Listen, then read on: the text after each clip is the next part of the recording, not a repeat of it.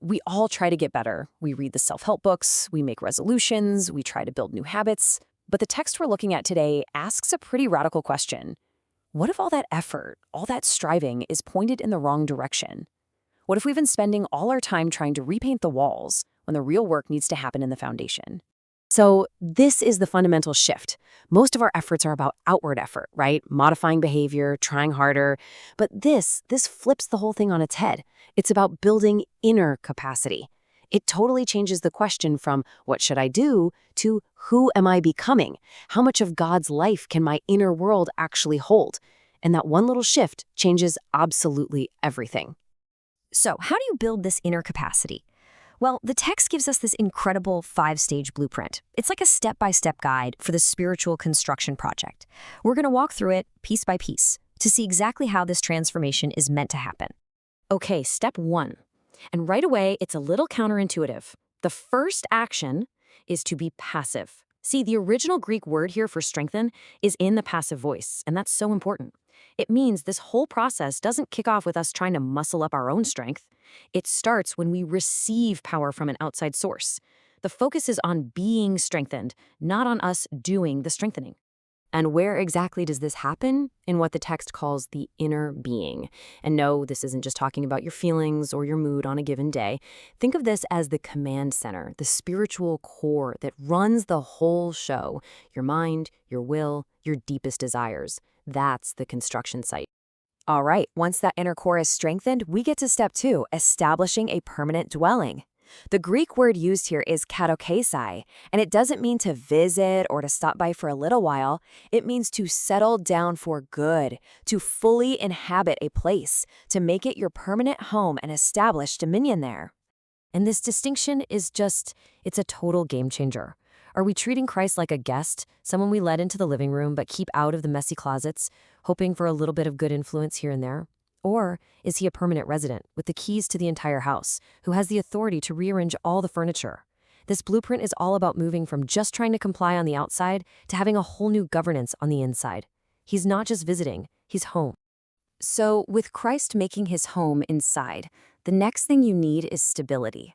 And step 3 gives us these 2 amazing pictures to describe it. First, we are to be rooted like a tree, organically growing and drawing up life. And second, we're to be grounded, like a building on a solid, unshakable foundation. It's this beautiful blend of living, organic connection and solid structural integrity. So what's this unshakable ground we're supposed to be rooted in? Well, here's the best part.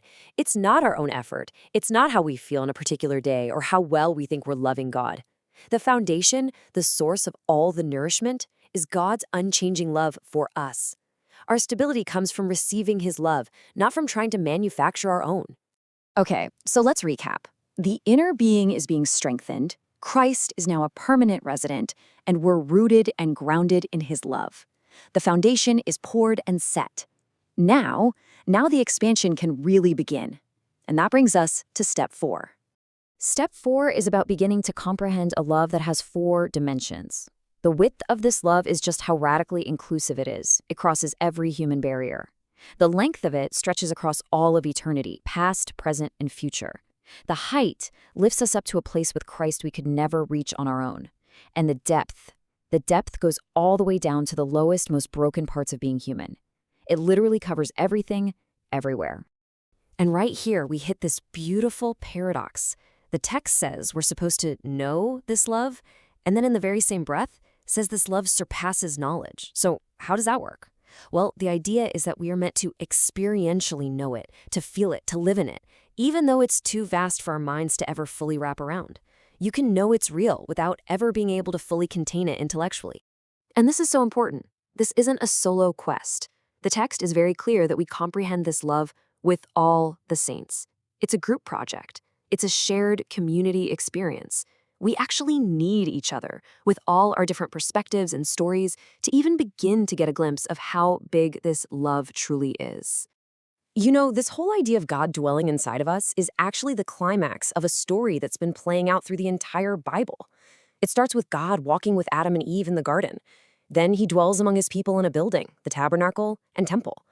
Then he literally becomes one of us in the person of Christ. And finally, the whole pattern reaches its ultimate fulfillment when he makes his permanent home in us. So all of this leads to the fifth and final goal of the blueprint, to be filled into the fullness of God. The Greek word is pleroma. Now, let's be super clear. This does not mean we become God, not at all. It means that our lives become a vessel, a container that can fully host and express his life, his character, and his presence. It's about participation, not becoming the same thing. This analogy really helps make sense of it. Picture a small cup that you dip into the middle of the ocean. The cup is completely and totally filled with the ocean, right? But it doesn't contain the entire ocean. That's the idea. We can be filled to our absolute capacity with God, participating in something that is infinitely bigger than we are. So, when you pull back and look at this entire architectural plan, the big takeaway is pretty clear.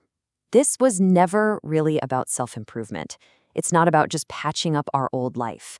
The end goal is to become a divine habitation, a stable, living structure where God himself is pleased to dwell. And that leaves us with this one last, really provocative question. It completely reframes how we think about our spiritual lives. Maybe the most important question isn't, what am I going to do for God? But rather, how much of God has my inner life been strengthened and stabilized and expanded to actually contain? It shifts our entire focus from our performance for him to our capacity for him.